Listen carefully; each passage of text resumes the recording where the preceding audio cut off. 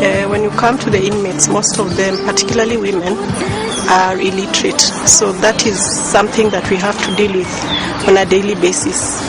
And it has called on us to be very strategic in the kind of paralegals that we have in female prisons. When you think about the prisons themselves, working with them daily so that they appreciate the whole element of human rights and therefore ensure that relationship is enhanced so that the work of paralegals is seen not to be a hindrance in the whole aspect of prison administration, but it actually should be there to complement the kind of work that is done with an emphasis on human rights as the utmost aspect that we look out for. And now we are even expanding the community because we realize that the trial process is not always about the litigant. There's that person who's been whose rights have been violated. So we are extending our services from the community, from the prison community to the community outside there, so that we can have a just system.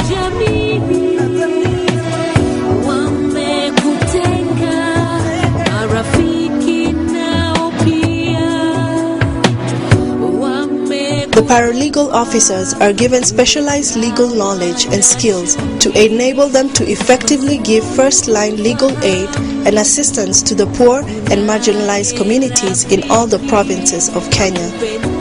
As a Legal Resources Foundation, very, very proud.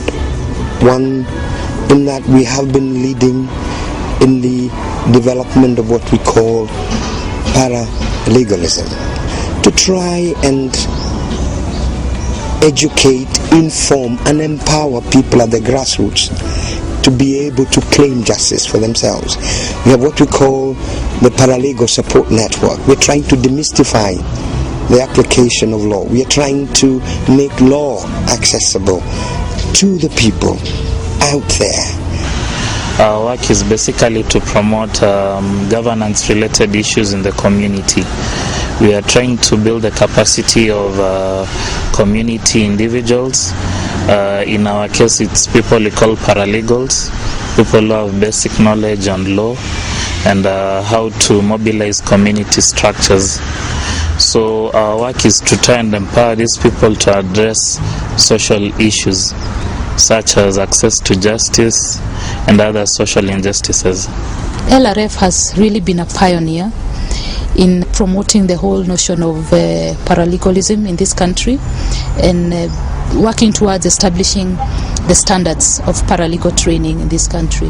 We've been able to nurture really the growth and the development of Paralegal Support Network PASUNE, which is hosted at LRF, when civil society organizations decided to engage much more systematically with the government under the Governance, Justice, Law and Order Sector Program, that's a GJ laws. LRF again was instrumental as an institution to be one of the core key partners to assist civil society to engage in that process. PASUNE is Paralegal Support Network, which is a network that is for like-minded organizations that conduct paralegal training, that have a purpose of forming a network to come up with a policy and a memorandum of understanding on harmonization and recognition of paralegals.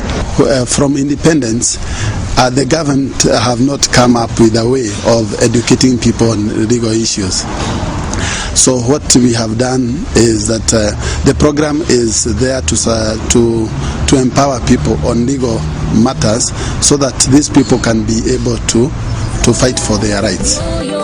Some of the paralegal officers had this to say. We volunteer so much, time, money, even yourself.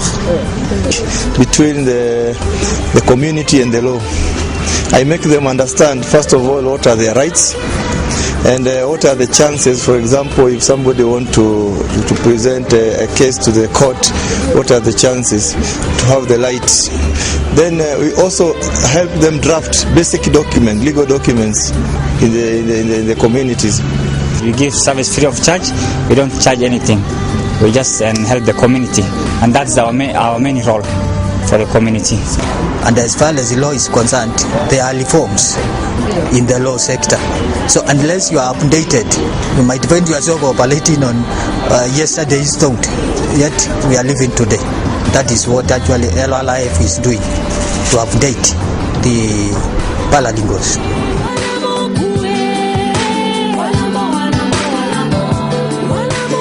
It is LRF's vision that in the near future, a Haki training institute that will focus on the paralegal training will be built. Through this institute, LRF will be sustainable. Basically, outreach and advocacy is an integrated program. Yeah, it combines, activities related to like training paralegals and also advocacy issues, and also develop materials. And the materials that we produce usually supplement, the paralegal training that usually we replicate countrywide and regionally. On the other hand, the advocacy component is charged in developing advocacy strategies with a specific focus on constitutional reforms, judicial reforms, and transitional justice in Kenya. We have had a very successful program we call paralegalism, and out of this program we have developed a training for other people and consultancy in this particular area, because we have the expertise now in that particular area. So currently LRF has been using that particular area as a fundraiser also, besides it being a program area, in the sense that it is able to train paralegals for other organizations who have shown interest, because people have come to realize that the program is very useful and they want to be trained in it. The advocacy issues are key in bringing about transformative administration of justice and equity in Kenya. As one of the key components is to even develop further our research component, to try and prove through scholarly research in collaboration with institutions of higher learning in this country of thematic issues that impact negatively on access to justice.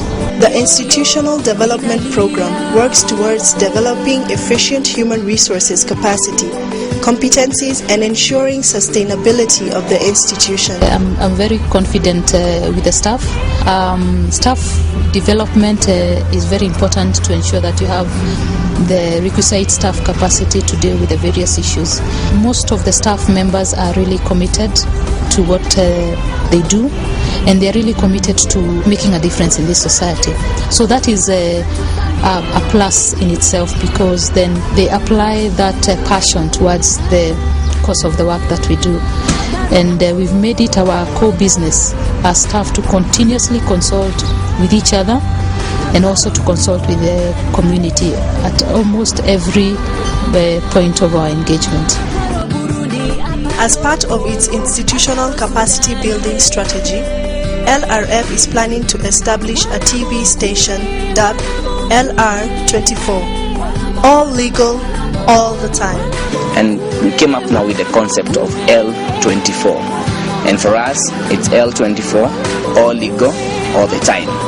And the concept behind this TV channel is to have basic legal and also complex legal advice through the media.